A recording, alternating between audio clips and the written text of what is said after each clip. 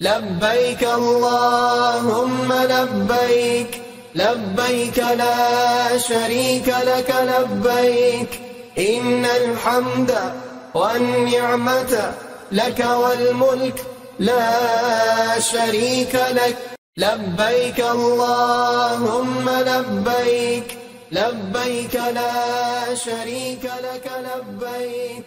السلام علیکم ورحمۃ اللہ وبرکاتہ.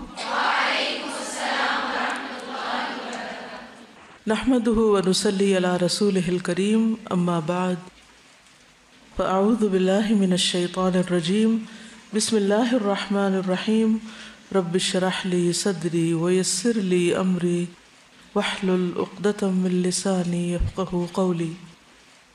چند باتیں طواف کے حوالے سے مزید. خواتین اپنے طواف کو نماز کی جماعت کھڑے ہونے سے کافی پہلے مکمل کر لیں. جو ہی اذان ہو یا اذان قریب ہو تو وہ مطاف چھوڑ دیں، ورنہ مطاف میں نماز کے لیے جگہ نہیں ملتی خواتین کو، کیونکہ خواتین کا ایک مخصوص چھوٹا سا حصہ ہے اور اس میں سب خواتین بعض اوقات پوری نہیں آتی اور وہ پہلے سے بھی بھرا ہوتا ہے. اس طرح پریشانی بھی ہوتی ہے اور بعض اوقات مرد حضرات خواتین کے پیچھے نماز پڑھتے ہیں، تو اس سے نہ ان کی نماز ہوئی نہ ان کی ہوئی. اسی طرح طواف کے دوران وزنی سامان نہیں کیری کرنا چاہیے کہ کتابوں سے بھرا ہوا بیگ آپ کندھے پہ ڈال لیں، یا پھر آپ پانی کی بوتلیں اٹھا کے طواف شروع کر دیں، یا سب کے جوتے آپ ہی سمیٹ لیں ثواب کے لیے کہ میں بیگ لے لیتی ہوں سب کا. بہتر یہ ہے کہ خالی ہاتھ ہوں، ورنہ ضروری اشیاء ایسی جگہ رکھی ہوئی ہوں کہ جو آپ کے ساتھ دوسرے لوگوں کو تکلیف نہ دیں. کیونکہ اگر آپ نے بیگ کندھے پہ ڈالا ہوا ہے تو وہ بیگ آپ کو تو کچھ نہیں کہے گا، لیکن جو پاس سے گزرے گا اس سے ٹکرائے گا. تو اگر آپ گننا شروع کر دیں تو سینکڑوں لوگوں کو آپ تکلیف دے کے وہاں سے نکلیں گے. کیا طواف کیا آپ نے؟ ہر شخص نے آپ سے دھکا کھایا، ٹکرایا، اس کو چوٹ لگی، اور اپنے طور پہ آپ نیکی کر رہے ہیں کہ سب کا سامان آپ نے اکٹھا کر لیا. تو ایسی نیکی سے پرہیز کریں. بعض لوگ طواف کے دوران دوسروں کو آبزرو کرتے رہتے ہیں اور ساتھ ساتھ تبصرہ بھی جاری رہتا ہے. انتہائی اذیت ناک بات ہوتی ہے، بہت تکلیف دہ. تو ہمیں اپنے طواف پر توجہ رکھنی چاہیے، ادھر ادھر نہیں دیکھنا چاہیے کہ لوگ کیا کر رہے ہیں. بعض اوقات وہاں پر صفائی کرنے والے دوڑ بھاگ کے صفائی کر رہے ہوتے ہیں، وہ منظر لوگوں کو بہت اچھا لگتا ہے، اٹریکٹ کرتا ہے، تو وہ ضرور ایک دوسرے کو بتاتے ہیں کہ دیکھو کیسے صفائی کر رہے ہیں، کتنی تیزی سے بھاگ رہے ہیں، کتنے ٹیکٹ فلی جگہ بنا رہے ہیں، ان کے ڈریس دیکھو، یہ فلاں ملک کے لگتے ہیں، کتنے خوش قسمت ہیں، وغیرہ وغیرہ. یعنی مسلسل بولے چلے جاتے ہیں. میں سوچتی ہوں بھی کر کیا رہے ہیں یہاں، کیوں گھوم پھر رہے ہیں؟ کہیں اور جا کے بیٹھ کے آبزرویشن کریں اور اس کے اوپر سب کو پھر اطلاع بھی کریں کہ کیا ہو رہا ہے. اس وقت کمنٹری کے لیے آپ کو تھوڑی مقرر کیا ہو. ہوتا یہ ہے کہ ہماری جو بری عادتیں ہوتی ہیں وہ ساتھ جاتی ہیں وہاں، اور اگر ہم کانشیسلی ان کو اپنے سے دور کرنے کی کوشش نہ کریں تو وہ چھوٹتی نہیں ہے وہاں پہ. تو پھر اس سے آپ کا اجر و ثواب کم ہوتا ہے، اور خصوصاً دوسروں کی عبادت میں آپ مخل ہوتے ہیں. کیونکہ جو شخص آپ کے ساتھ ہے ہو سکتا ہے وہ کوئی دعا مانگ رہا ہو. اب اگر وہ آپ کی بات کا کوئی جواب نہیں دیتا تو یہ بھی بد اخلاقی، اور اگر وہ آپ کو جواب دینے لگتا ہے تو وہ دعا کا سلسلہ بار بار ٹوٹ رہا ہے، اور خشوع کا تو ٹوٹ ہی جائے گا. تو طواف کر کے بھی بے چینی باقی رہتی کہ کیا کر کے آئیں. تو وہاں ہمیں دوسروں کی غلطیوں اور دوسروں کے گناہوں اور دوسروں کے بارے میں فکر مند ہونے کے بجائے اپنی غلطیوں کا سوچ کر استغفار کرنی چاہیے. اگر اس وقت کوئی اور غلطی کرتا نظر آئے تو فوراً اپنی نگاہ پھیر لیں، اگر ریچ میں ہے تو اس کو منع کریں. مثلاً جب خواتین کے ٹخنے ننگے ہوتے ہیں یا بال، تو میں ضرور ان کو بتاتی ہوں اشارے سے کہ یہ آپ ڈھانک لیں، نیچے کر لیں. ان کا کپڑا تھوڑا آگے کر دیتی ہوں، کہیں تھوڑا سا تھپکی لگا دیتی ہوں. تو اس سے یہ ہے کہ امر بالمعروف اور نہی عن المنکر کا تو حکم ہے، لیکن کسی اور کو ذکر کرنے اور بتانے کا حکم نہیں ہے. کیا کہیں بھی قرآن مجید میں یا کسی حدیث میں آپ نے یہ پڑھا کہ جب کسی کو غلطی کرتے دیکھیں تو اس کی شکایت دوسرے کو لگائیں جا کے، یا دوسرے کو متوجہ کریں کہ دیکھیں فلاں کیا کر رہا ہے؟ کیا حکم ہے؟ روک سکتے ہیں تو خود ہی روک دیں، لیکن اگر وہ بہت دور ہے تو سب کو کاٹ کے وہاں تک نہ جائیں، اپنا کام کریں.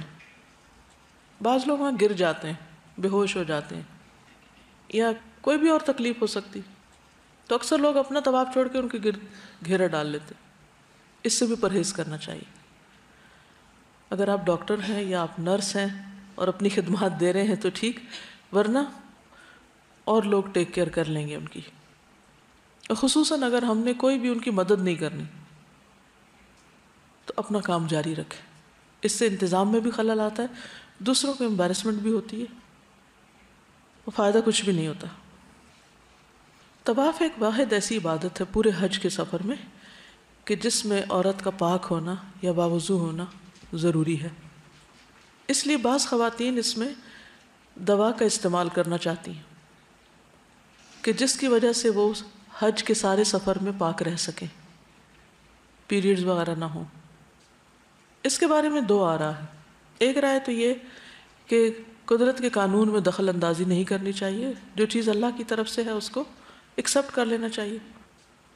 دوسری رائے یہ کہ اگر کوئی اس سے فائدہ اٹھانا چاہتا ہے تو فائدہ اٹھا لے. اور یہ مشورہ صرف آج کے دور میں نہیں، ابن عمر کی رائے میں، ابن عمر اس دور میں بھی، صحابہ کے دور میں، ان کی رائے میں اگر کوئی عورت دوا استعمال کرے جس سے حیض وقتی طور پر رک جائے تاکہ وہ طواف زیارہ کر سکے تو کوئی حرج نہیں. اور آپ نے ایسی عورتوں کے لیے درخت اراک کا پانی تجویز کیا.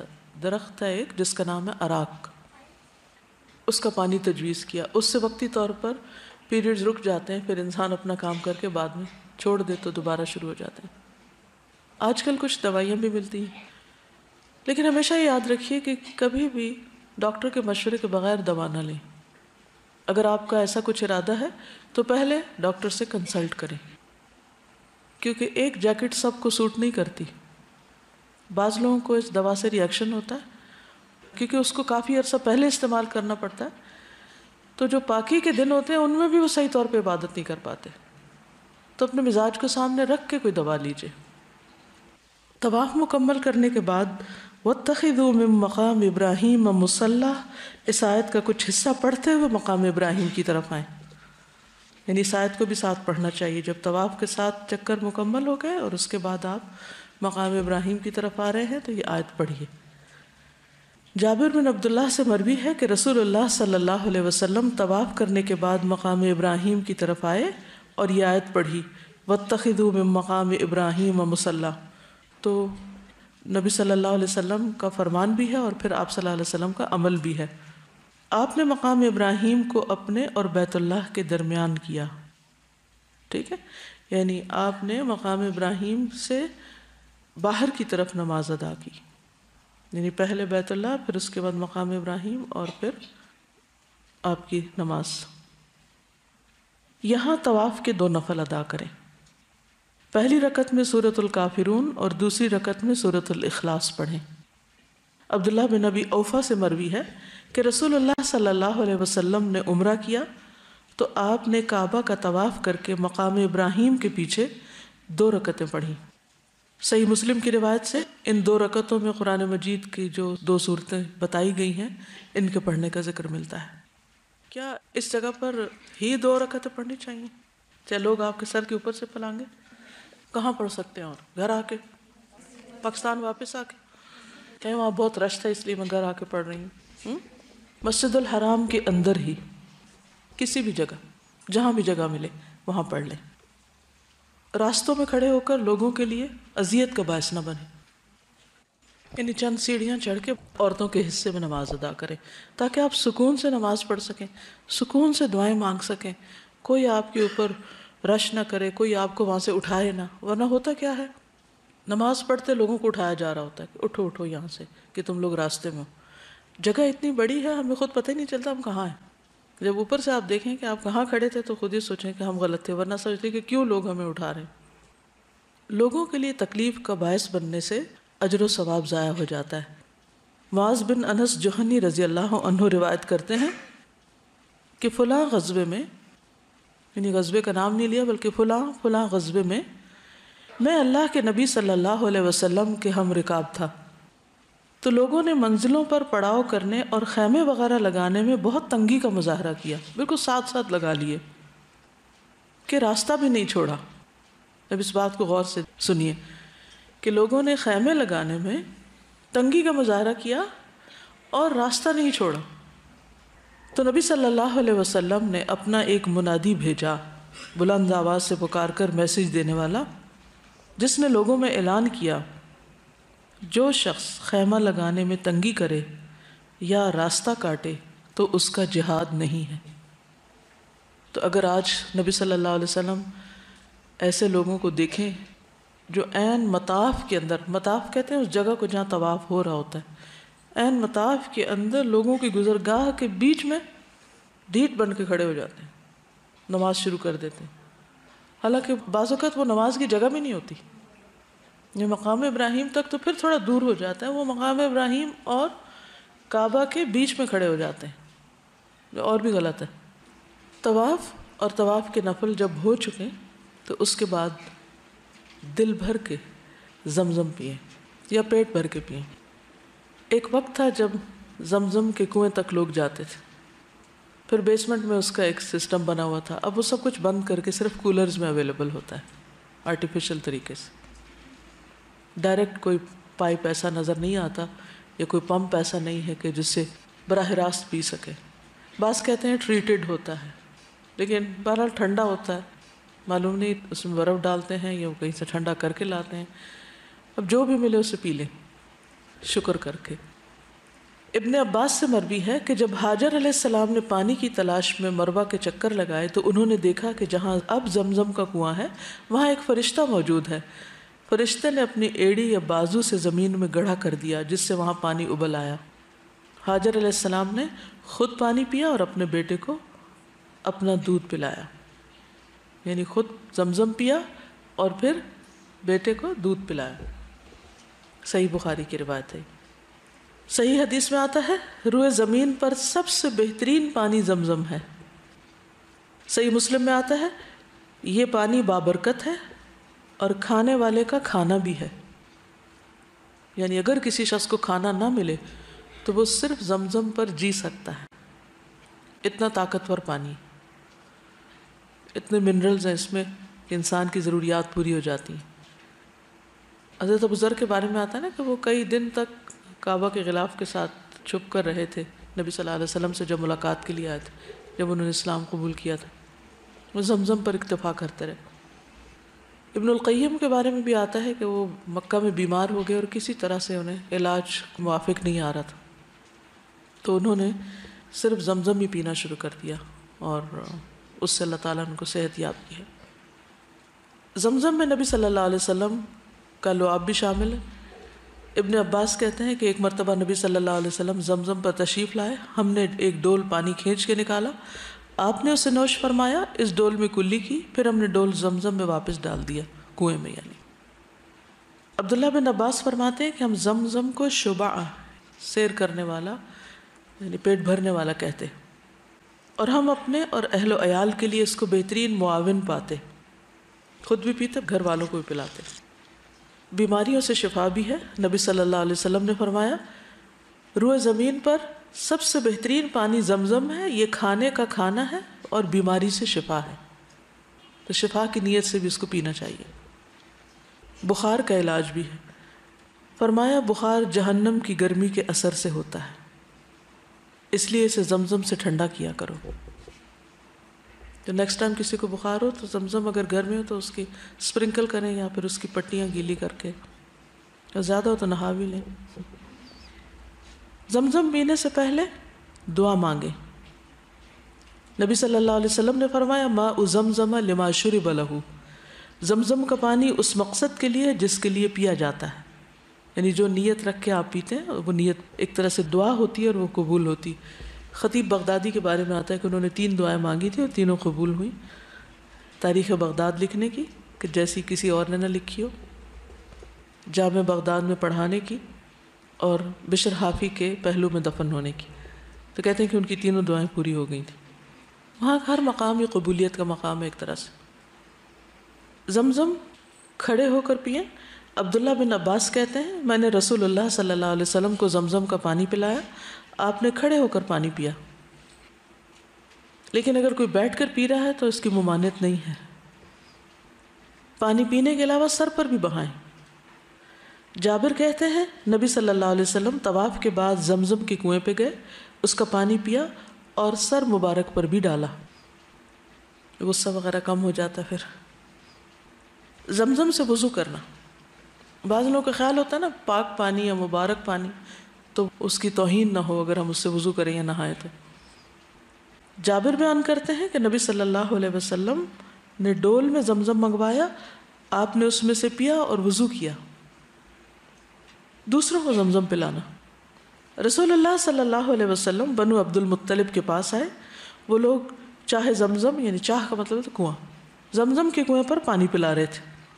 آپ نے فرمایا اے بنی عبد المطلب پانی نکالو، اگر یہ اندیشہ نہ ہوتا کہ لوگ تمہارے اس پانی پلانے میں تم پر غالب آ جائیں گے تو میں بھی تمہارے ساتھ پانی نکالتا۔ تو انہوں نے نبی صلی اللہ علیہ وسلم کو ایک ڈول دیا اور آپ نے اس سے پانی نوش فرمایا، خود نہیں پلایا۔ کیوں؟ پھر ہر شخص کیا چاہتا کہ آپ کے ہاتھ سے پیے۔ مسافروں اور نئے آنے والوں کو مقدم رکھنا، نبی صلی اللہ علیہ وسلم نے فرمایا ابن السبیل اول شارب یعنی من زمزم، جو مسافر ہے وہ زمزم پینے والوں میں سب سے پہلے ہے۔ ویسے تو وہاں کے لوکل اور باہر کے لوگ برابر ہیں، لیکن زمزم پینے میں ان کو پریفرنس دی جائے کیونکہ لوکلز تو پیتے ہی رہتے ہیں اس کو۔ زمزم ساتھ لے کر آنا، عائشہ رضی اللہ تعالیٰ عنہ سے مروی ہے کہ وہ اپنے ساتھ زمزم اٹھا کر لے جاتی تھی، فرماتی تھی کہ رسول اللہ صلی اللہ علیہ وسلم بھی برتنوں اور مشکیزوں میں زمزم کا پانی لے جاتے تھے اور مریضوں پہ ڈالتے اور ان کو پلاتے تھے، خود ہی نہیں پی جاتے تھے، اوروں کو بھی دیتے تھے۔ سلسلہ صحیحہ۔ زمزم کا تحفہ منگوانا، کسی سے فرمائش بھی کر سکتے ہیں۔ ابو زبیر کہتے ہیں کہ ہم جابر کے پاس باتیں کر رہے تھے تو عصر کی نماز کا وقت آ گیا، انہوں نے ہمیں ایک ہی کپڑے میں نماز پڑھائی جو انہوں نے گردن کے پیچھے باندھا ہوا تھا اور ان کی چادر پاس ہی پڑی تھی۔ پھر ان کے پاس زمزم کے پانی میں سے پانی لایا گیا، انہوں نے اسے 2 بار پیا۔ لوگوں نے پوچھا یہ کیا ہے؟ انہوں نے کہا زمزم۔ اس کے بارے میں رسول اللہ صلی اللہ علیہ وسلم نے فرمایا زمزم کا پانی جس مقصد کے لیے پیا جاتا ہے وہ وہی مقصد پورا کرتا ہے۔ پھر آپ نے فتح مکہ سے قبل جب آپ مدینہ میں تھے سہیل بن عمر کی طرف پیغام بھیجا کہ ہمیں زمزم کے پانی کا تحفہ ضرور بھیجیں، تو اس نے 2 مشقیں آپ کی طرف بھجوائیں۔ سہیل بن عمر اگرچہ مسلمان نہیں تھا اس وقت۔ کعبہ کے دروازے اور حجر اسود کے درمیان کا حصہ ملتزم ہے۔ ملتزم کا روٹ کیا ہے؟ لازمہ، لام زائی میم، لازم ہونا، چمٹنا۔ زمزم پینے کے بعد ممکن ہو تو ملتزم سے چمٹ کر دعا مانگیں، خواتین کو اس کی اجازت نہیں ہوتی وہاں۔ ابن عباس فرماتے ہیں حجر اسود اور دروازے کے درمیان ملتزم ہے۔ ابن عمر یعنی عبداللہ بن عمر بیان کرتے ہیں کہ نبی صلی اللہ علیہ وسلم دوران طواف اپنا سینہ، اپنا چہرہ، دونوں بازو، دونوں ہتھیلیاں رکن اور دروازے کے درمیان رکھتے تھے۔ رکن یعنی حجر اسود اور جو دروازہ ہے اس کے درمیان یعنی نیچے ساتھ چمٹتے تھے، اسی لیے اس کا نام بھی ملتزم۔ مجاہد کہتے ہیں کہ میں ابن عباس کے پاس آیا، وہ حجر اسود اور دروازے کے درمیان تعوذ پڑھ رہے تھے۔ تعوذ کا کیا مطلب ہے؟ صرف یہی ہوتا ہے تعوذ؟ جتنے بھی تعوذات ہیں آپ کی کتاب میں نہیں، یا کہ نستعین اس کے اوپر لکھا ہوا بھی ہے تعوذات۔ تو تعوذات کا مطلب ہے اللہ تعالیٰ کی پناہ لینا شیطان مردود سے یا مختلف اور طرح کے شر سے، تو وہاں یہ دعائیں پڑھی جا سکتی۔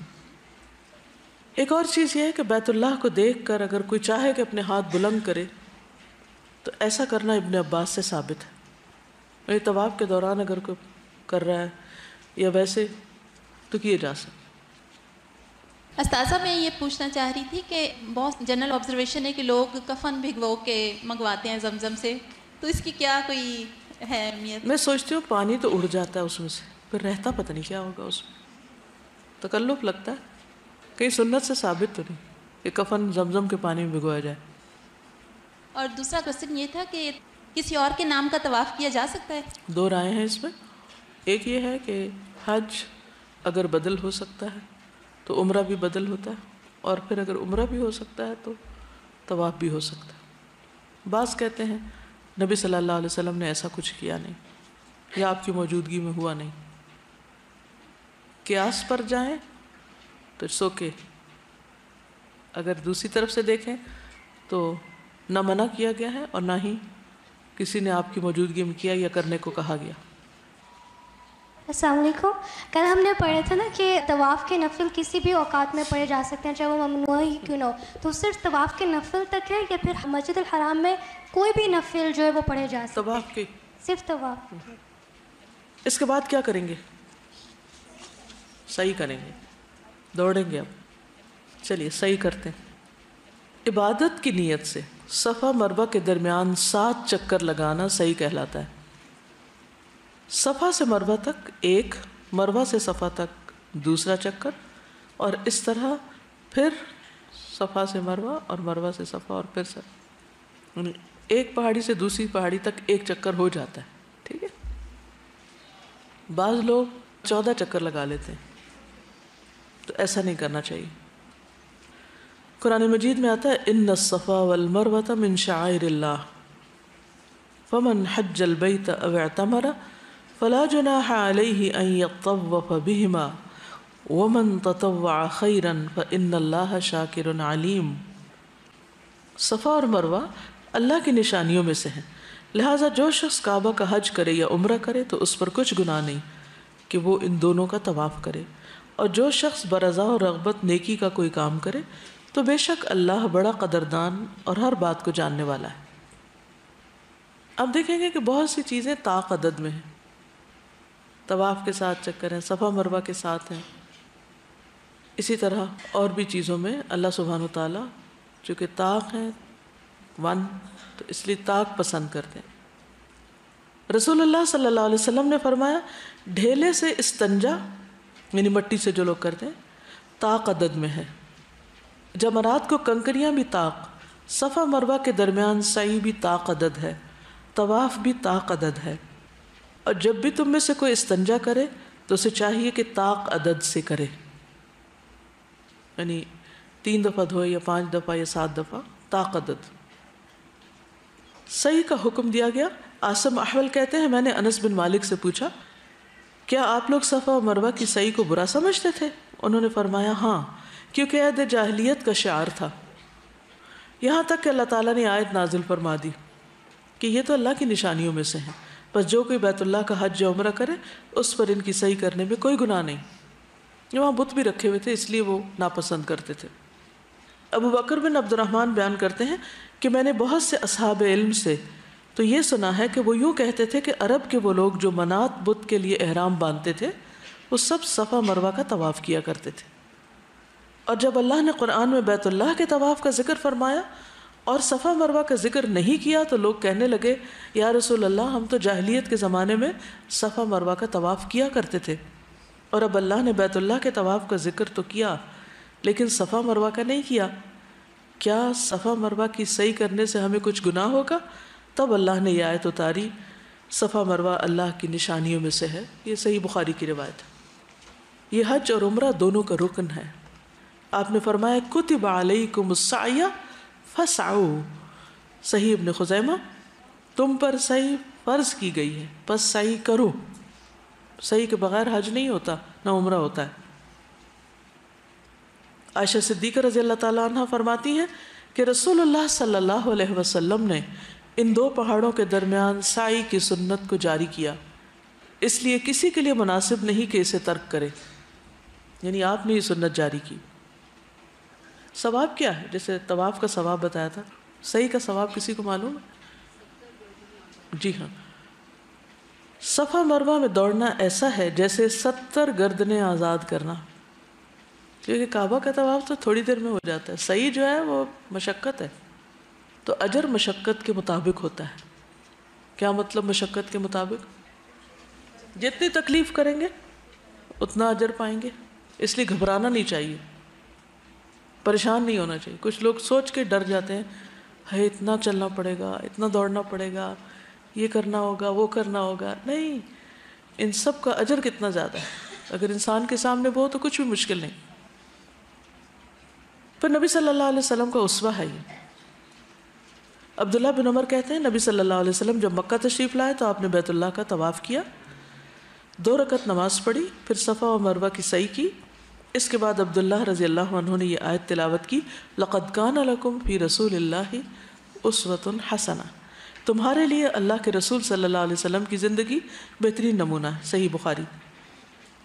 سعی کا مقصد عبداللہ بن عباس سے بیان کیا، رسول اللہ صلی اللہ علیہ وسلم بیت اللہ کے طواف اور صفا مروہ کی سعی میں دوڑے تاکہ مشرکین کو اپنی قوت دکھا سکیں، یعنی رمل کیا. صفا مروہ کی سعی کے لیے آنے سے پہلے حجر اسود کا استلام کریں. ٹھیک ہے، یہ سعی شروع کرنے سے پہلے استلام کریں، اس طرف اشارہ کریں. نبی صلی اللہ علیہ وسلم نے مقام ابراہیم کے پاس 2 رکعتیں پڑھی. اس وقت مقام ابراہیم آپ کے اور بیت اللہ کے درمیان تھا. پھر حجر اسود کی طرف آئے، اسے بوسہ دیا، پھر صفا کی طرف گئے. تو یہ بہترین وقت ہے بوسہ دینے کا، کیونکہ طواف کے دوران طواف توڑ کے نہیں دینا چاہیے. باب الصفا سے صفا پہاڑی پہ آئے. جابر بن عبداللہ حجۃ الوداع کا واقعہ بیان کرتے ہوئے فرماتے ہیں پھر آپ صلی اللہ علیہ وسلم باب صفا سے صفا پہاڑی کے لیے نکلے. جانے کو تو کہیں سے بھی آپ چلے جائیں گے، لیکن بہتر کیا ہے؟ نبی صلی اللہ علیہ وسلم کے طریقے کی پیروی. جب پہاڑی کے نزدیک آئے تو ان الصفا والمروہ من شعائر اللہ پڑھا اور فرمایا ابدأ بما بدأ اللہ بہ. کیا دعا ہے؟ ابدأ بما بدأ اللہ بہ، ابتدا کرتا ہوں جس سے اللہ نے ابتدا کی. ابتدا ہے نا، بدأ اللہ بہ.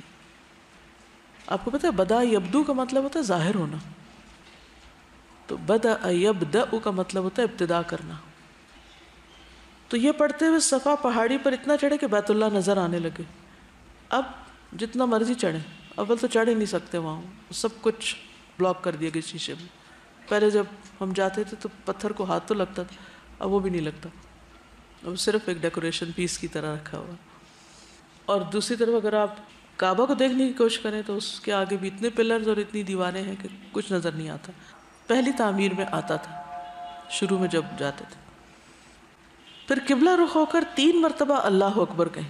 پہلے آیت، پھر دعا، پھر جب اوپر ذرا ہو جائے پھر اللہ اکبر کہیں، اور درج ذیل کلمات 3 مرتبہ ادا کریں.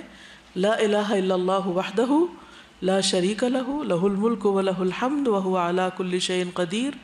لا الہ الا اللہ وحدہ انجز وعدہ ونصر عبدہ وہزم الاحزاب وحدہ.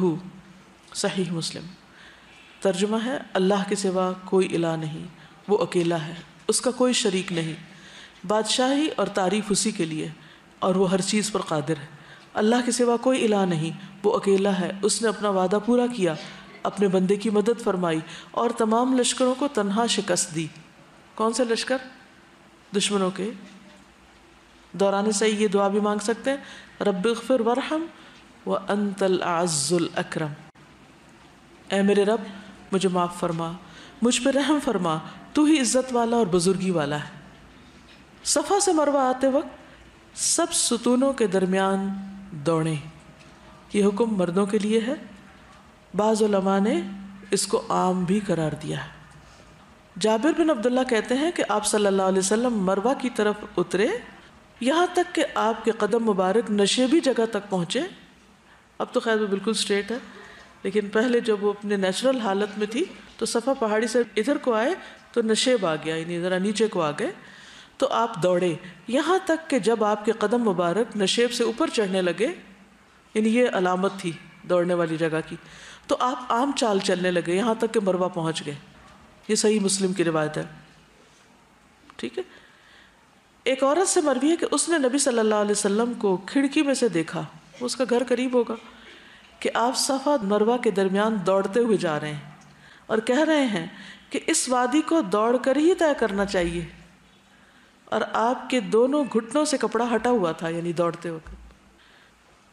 بڑھاپے یا بیماری کی وجہ سے سب ستونوں کے درمیان تیز تیز نہ چلنے میں کوئی حرج نہیں. یعنی اگر کوئی شخص بوڑھا اور وہ دوڑ نہیں سکتا، یا کوئی بیمار ہے اور دوڑ نہیں سکتا، تو کوئی بات نہیں. ایک شخص نے عبداللہ بن عمر سے صفا اور مروہ کے درمیان پوچھا، اے ابو عبد الرحمن، میں آپ کو دیکھتا ہوں کہ آپ چل رہے ہیں جبکہ لوگ دوڑ رہے ہیں. آپ کیوں نہیں دوڑ رہے؟ انہوں نے کہا اگر میں چلوں تو بلا شبہ میں نے نبی صلی اللہ علیہ وسلم کو چلتے ہوئے دیکھا ہے، اور اگر میں دوڑوں تو میں نے آپ کو دوڑتے ہوئے دیکھا ہے، میں اب بوڑھا ہو گیا ہوں۔ تو آپ صلی اللہ علیہ وسلم سے دونوں ہی چیزیں ثابت ہیں۔ خواتین معمول کی چال چلیں اور خاص طور پر اپنے پردے اور سطر کا اہتمام کریں۔ لیکن علامہ البانی کہتے ہیں، ان سے جب یہ سوال کیا گیا کہ عورتیں طواف اور سعی میں رمل کریں گی یا نہیں، تو ان کے نزدیک اگر عورت مردوں کے بعد رات کے وقت رمل کرے جب اسے کوئی دیکھ نہ رہا ہو تو یہ درست ہے، لیکن اب رات کو بھی اتنی لائٹس ہوتی ہیں کہ وہ دن کی روشنی سے کم نہیں ہوتا۔ عورت کے لیے صفا مروہ کے درمیان دوڑنا ہے، کیونکہ یہ ابراہیم علیہ السلام کی بیوی کے دوڑنے کی وجہ سے شروع ہوا، تو جو چیز ایک عورت سے شروع ہوئی وہ باقی عورتوں کے لیے بھی ہوگی، وہ اس پہ قیاس کرتے ہیں۔ لیکن اس میں شافعی علماء نے قید لگائی کہ عورت پر حجاب اور ستر فرض ہے، وہ اگر مردوں کی طرح دوڑے گی تو یہ مناسب نہ ہوگا، اور یہ بھی ممکن نہیں کہ صحیح کبھی مردوں سے خالی ہو، تو اس لیے پھر کیا کریں، نہ ہی دوڑیں تو بہتر ہے۔ لا علمی میں دوڑ چکے ہوں تو کوئی بات نہیں، کیونکہ جب انسان پہلی دفعہ جاتا ہے تو اتنا جوش ہوتا ہے کہ، اور اگر ینگ بھی ہو کہ ہم سب وہ کام کریں، کیونکہ اس وقت حضرت ہاجرہ کی یاد بہت آتی ہے، تو انسان پھر انکانشیسلی وہ قدم تیز ہونے لگتے ہیں۔ اس میں آپ دیکھیے کہ اگر خواتین کو وہاں پر دوڑنے سے منع کیا گیا تو یہاں ذرا سڑک پر حجاب پہن کے برقعے پہن کے دوڑنا، اس کے بارے میں کیا خیال ہے؟ ایک عورت کو مردوں کے سامنے کس طرح بہیو کرنا چاہیے، کیسی حرکتیں کرنی چاہیے، چاہے کوئی بھی ہو، باپ بھائی شوہر کے علاوہ کیسے چلنا چاہیے، کیسے بولنا چاہیے؟ خیر، اگر قرآن سمجھ میں آ جائے نا اور دل میں اتر جائے تو خود ہی ایک وقار آ جاتا ہے انسان کے اندر، تو کسی کو بہت زیادہ انسٹرکشن دینے کی بھی ضرورت نہیں ہوتی۔ مروہ پہاڑی پر چڑھتے ہوئے اور چڑھنے کے بعد صفا پر کیا ہوا عمل دہرانا چاہیے، یعنی جو صفا پہ کیا ہے وہی مروہ پہ کیا کیا کریں گے، ذرا سا اوپر جائیں گے، پھر کیا پڑھیں گے، ابدؤ بما بدا اللہ بھی، اور پھر 3 دفعہ شابش، ٹھیک ہو گیا۔ صحیح کرتے وقت کثرت سے دعا، ذکر، تسبیح، تحلیل اور حمد و ثنا کریں۔ رسول اللہ صلی اللہ علیہ وسلم نے فرمایا بیت اللہ کا طواف، صفا و مروہ کی سعی اور جمرات کو کنکریاں مارنا، یہ سب اللہ کا ذکر قائم کرنے کے لیے ہیں۔ یہ سب ایک طرح سے سمبولک ہے نا، جب ہم دوڑ رہے ہوتے ہیں وہاں تو کوئی چیز تو نہیں پکڑنی ہوتی یا کوئی کام تو نہیں ہوتا وہاں دوڑنے کا، لیکن یہ ایک بہانہ ہے کہ اتنی دیر ہم کیا کرتے رہیں، اللہ کو یاد کرتے رہیں۔ اب دیکھیے کہ طواف اگر چھوٹا ہو تب بھی، اگر اس کا مطاف بڑھ جائے، لوگ زیادہ ہو جائیں تب بھی، چھت پہ کرنا پڑے تب بھی خوش ہو جایا کریں کہ وہ زیادہ بڑا ٹائم مل گیا، زیادہ بڑا چکر ہے تو زیادہ دعائیں مانگ لیں گے، زیادہ ذکر کر لیں گے، زیادہ وقت اللہ کے راستے میں ہوں گے، ہمارے قدم ایک ایک قدم اٹھے گا تو اجر ملے گا۔ اسی طرح صفا مروہ کے بیچ میں بھی، اسی طرح رمی جمرات، یہ سب اللہ کے ذکر کے بہانے ہیں، اللہ کا ذکر کرنے کے لیے یہ سب کچھ مقرر کیا گیا ہے، ورنہ نہ ہم حجر اسود کی پوجا کرتے ہیں، نہ خانہ کعبہ کی عبادت کرتے ہیں، نہ ان پہاڑیوں سے ہمارا کوئی سروکار ہے، نہ ہی کسی اور جگہ سے، نہ ان شیطانوں سے جہاں ابراہیم علیہ السلام نے کنکریاں ماری۔ ان سب جگہوں پہ جا کے دراصل اجتماعی عبادت کی جاتی ہے، مل کے اللہ کو یاد کیا جاتا ہے، اس سے ایمان بڑھتا ہے، ایک جذبہ بڑھتا ہے، اور بہت سے اس کے الگ فائدے ہیں جو پیچھے ہم پڑھ بھی چکے ہیں، اور اللہ تعالیٰ نے حکم دیا لِيَشْهَدُوا مَنَافِعَ لَهُمْ، جگہ جگہ وہ دیکھیں کہ ان کو کیا فائدے پہنچ رہے، اس پہ جتنا بھی غور و فکر کریں کم ہے۔ کسی شرعی عذر کی وجہ سے سعی سوار ہو کر بھی کر سکتے ہیں۔ کس پہ سوار ہوں گے؟ اونٹنی پہ یا گھوڑے پہ یا کس پہ؟ Wheel chair. کئی سال پہلے ویل چیئرز ہوتی تھی لیکن اس کے باوجود پالکیوں پر طواف کرواتے تھے، تو اب پالکیاں نہیں نظر آتی، اور صفا مروہ کے بیچ میں تو اس وقت بھی ویل چیئرز تھیں اور اب بھی موجود ہیں۔ جابر بن عبداللہ کہتے ہیں نبی صلی اللہ علیہ وسلم نے حجۃ الوداع میں اپنی سواری پر سوار ہو کر بیت اللہ کا طواف کیا اور صفا مروہ کی سعی کی تاکہ لوگ آپ کو دیکھ لیں، اور آپ ان سے بلند رہیں، وہ سیکھنے کے لیے بھی نا، اور وہ آپ سے مسائل پوچھ سکیں، کیونکہ لوگوں نے آپ کو گھیر رکھا تھا. تب اگر آپ ان کے بیچ میں چلتے تو کیا ہوتا؟ چند لوگوں کو تو آپ نظر آتے اور وہ پیچھے ہی نہ چھوڑتے آپ کا، اور باقی محروم رہ جاتے. اس سے ایک اور بڑے مزے کا مسئلہ سمجھ میں آ رہا ہے. کیا؟ استاد سکھانے کے لیے شاگردوں سے اونچا بیٹھ سکتا ہے. اس کو کہیں نوٹ کر لیجئے، کیونکہ کافی سے زیادہ اعتراض کیا جاتا ہے اس بات پر. اگر چھوٹی کلاس ہو ساتھ بیٹھ کے پڑھنے کی تو بات ہی کچھ اور ہے، لیکن اگر کلاس کا سائز بڑا ہو اور استاد ایسی جگہ زمین پہ بیٹھ جائے کہ شاگردوں کو نظر نہ آئے تو تدریس کے عمل میں خلل آتا ہے. تو یہاں صحابی بتا رہے ہیں کہ آپ نے سواری پر ہی طواف کیا اور سواری پر ہی صفا مروہ کی سعی بھی کی، تاکہ لوگ آپ کو دیکھ لیں، آپ ان سے بلند رہیں اور وہ آپ سے پوچھ سکیں، کیونکہ لوگوں نے آپ کو گھیر رکھا تھا. صحیح مسلم کی روایت ہے. ابو طفیل رضی اللہ عنہ سے روایت ہے، وہ کہتے ہیں کہ میں نے ابن عباس سے پوچھا مجھے صفا مروہ کے درمیان سعی کرنے کے بارے میں خبر دیں کہ کیا سوار ہو کر کرنا سنت ہے، کیونکہ آپ کی قوم کے لوگ اسے سنت سمجھ رہے ہیں.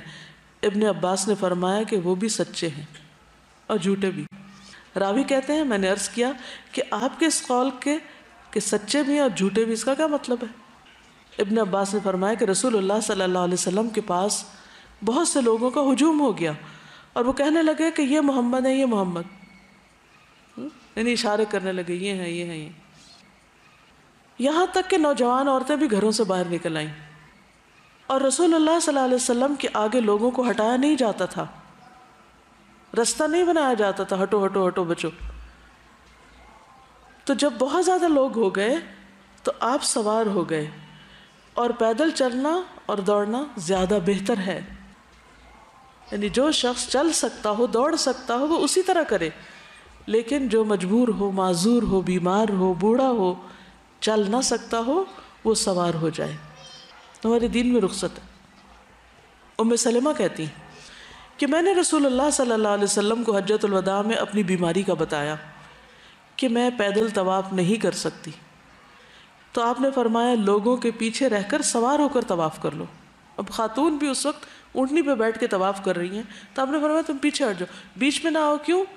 ورنہ سارے طواف کرنے والے وہاں اوپر چڑھی خاتون کو دیکھتے رہیں گے. تو اس لیے آپ نے ادب کے قاعدے میں فرمایا کہ لوگوں کے پیچھے ہو جاؤ، لیکن سواری پہ کر لو. اس سے ویل چیئر والے بھی بازو کے جب بیچ مطاف کے آ جاتے ہیں تو دوسروں کو زخمی کرتے ہیں اور ان سے دوسروں کو بہت تکلیف پہنچتی. تو اگر بہت کم رش ہو تو باہر کی طرف سے کر لینا چاہیے، ورنہ پھر یہ کہ خاص ایریا مقرر ہے ویل چیئر والوں کے لیے، وہاں جا کر ہی اس پر طواف کروانا چاہیے. سعی کے دوران نماز کا وقت ہو جائے تو سعی چھوڑ کر نماز ادا کرنی چاہیے.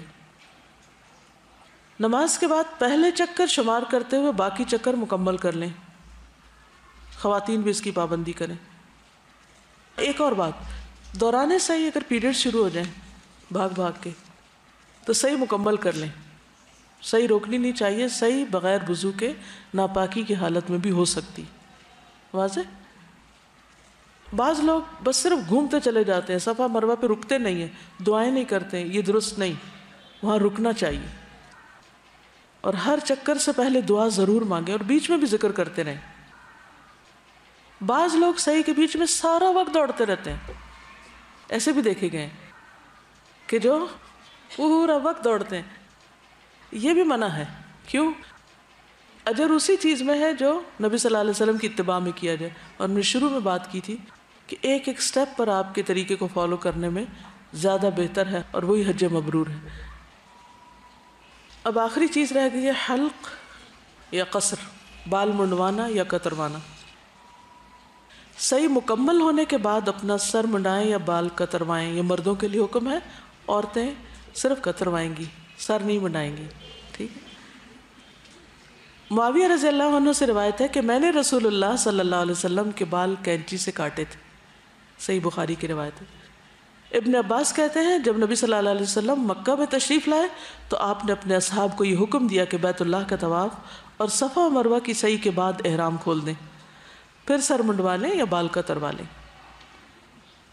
مردوں کے لیے بال کتروانے سے زیادہ افضل ہے کہ سر منڈوائیں. ابو ہریرہ رضی اللہ عنہ سے مروی ہے کہ رسول اللہ صلی اللہ علیہ وسلم نے دعا فرمائی، اے اللہ سر منڈوانے والوں کی مغفرت فرما۔ صحابہ نے عرض کیا اور کتروانے والوں کے لیے بھی، لیکن آپ نے اس مرتبہ بھی یہی فرمایا، اے اللہ سر منڈانے والوں کی مغفرت کر۔ پھر صحابہ نے عرض کیا اور کتروانے والوں کی بھی۔ تیسری مرتبہ آپ نے فرمایا اور کتروانے والوں کی بھی مغفرت فرما۔ خواتین انگلی کے 1 یا 2 پور کے برابر بال کاٹیں۔ پور کتنا ہوتا ہے یہ بتائیے؟ ٹھیک ہے۔ ابن عباس کہتے ہیں عورتوں کے لیے سر منڈانا نہیں ہے، ان کے لیے صرف بال کترنا ہے۔ بال کاٹنے کے عمل سے الحمدللہ آپ کا عمرہ مکمل ہو گیا۔ حج تمتع کی نیت کرنے والوں کے لیے احرام کی پابندیاں ختم ہو گئیں، جبکہ حج قران کی نیت کرنے والے بدستور احرام کی پابندیوں میں رہیں گے۔ ابھی بعض لوگ سعی کے بعد بال کاٹ کر ادھر ادھر پھینک دیتے ہیں، اس سے پرہیز کریں، اور خواتین تو خصوصاً اپنے بال چھپا کے ڈالیں اس میں کہ کوئی اور نہ دیکھے۔ اور اگر آپ کے پاس کینچی ہو تو آپ دوسروں کو بھی آفر کریں کہ میں آپ کے بال کاٹ دوں، کیونکہ وہ مدد کرنے کا وقت بھی ہوتا ہے۔ ٹھیک ہے، اپنے خود بھی کاٹ سکتے ہیں، دوسرے سے بھی کٹوا سکتے ہیں۔ اب یہ ہے کہ یہ عمرہ حج تمتع والوں کے لیے، قران والے کیا کریں گے؟ اس کے بعد سارے مناسک ادا کریں گے۔ اس کے بعد جب سارے مناسک ادا کر لیں گے، واپس آ کر صرف طواف افاضہ کریں گے، بس دوبارہ صحیح نہیں کریں گے۔ افراد والے بھی ایک ہی صحیح کریں گے، ٹھیک، تمتع والے 2 صحیح کریں گے، ٹھیک ہے۔ چند ایک سوال، صلہ و نقاب نہیں پہن سکتے تو کیا گاؤن بھی نہیں پہن سکتے؟ کیا کہیں منع کیا گیا تھا کہ گاؤن مت پہنیے گا؟ صرف جو گھر کا لباس ہے اس میں تو آپ اپنے ملک میں بھی نہیں گھومے پھرا کریں، کیونکہ عورت کے لیے کیا حکم ہے؟ قرآن مجید میں آتا ہے، یا ایھا النبی قل لازواجک وبناتک ونساء المؤمنین یدنین علیہن من جلابیبہن، ٹھیک ہے۔ تو جلباب ضروری ہے، اور جلباب سی لیا جائے تو اس کو عبایا کہہ دیتے ہیں، ورنہ چادر ہو تو جلباب کہلاتی ہے۔ اور یہ جلباب جو ہے یہ گھر سے باہر کا ڈریس ہے، تو گھر کے ڈریس میں بازار میں نہیں جانا چاہیے، کیونکہ اس میں کیا ہوتا ہے؟ بے حرمتی ہوتی ہے عورت کی، ستر نہیں ہوتا، پردہ نہیں ہوتا، حجاب نہیں ہوتا۔ کہتے جو طریقہ نقاب کا بتایا گیا صرف نقاب کھلنے کا خطرہ زیادہ ہوتا ہے، کوئی خطرہ نہیں، آپ پن لگا لیں، کیونکہ دوران طواف تو بازو کا دکم پیل اور رش کی وجہ سے کپڑا کھنچ کے آ سکتا ہے، اگر وہ آگے لٹکائیں گے تو اتنے رش میں کیسے چل سکتے ہیں؟ اور لوگ آپ کو خود ہی چلا دیں گے، ادھر خود چلنا بھی کم ہی پڑتا ہے، وہ اتنے دھکے پڑتے چلتے جاتے۔ جبکہ اسکارف کو پن لگا کر نقاب کر سکتے ہیں، تو پن لگا کر آپ ویسے ہی کر لیجیے، کچھ بھی نہیں ہوتا۔ میں نے ہر دفعہ ایسا ہی کیا ہے، اور جو اس دن بتایا تھا نا، یعنی آپ ایسی سیفٹی پن نہیں لیں جو کھل جائے کھینچنے سے۔ اب تو بہت طرح طرح کی سیفٹی پنز آتی ہیں، لاک والی بھی آتی ہیں، یہاں لگا لیجیے، یہاں لگا لیجیے۔ ایون جو آپ پہن رہے ہیں نا، جس کا ایک حصہ آپ اوپر ڈالیں گے، پیچھے سے بھی اپنے گاؤن کے ساتھ بھی اس کو پن اپ کر لیں، ٹھیک ہے۔ بس کرنے کی نیت کر لیں، اللہ آپ کو رستے سکھا دے گا۔ چلیے اب اجازت۔ سبحانک اللہم و بحمدک، اشہد ان لا الہ الا انت، استغفرک و اتوب الیک۔ السلام علیکم و رحمۃ اللہ وبرکاتہ۔ لبيك اللهم لبيك، لبيك لا شريك لك لبيك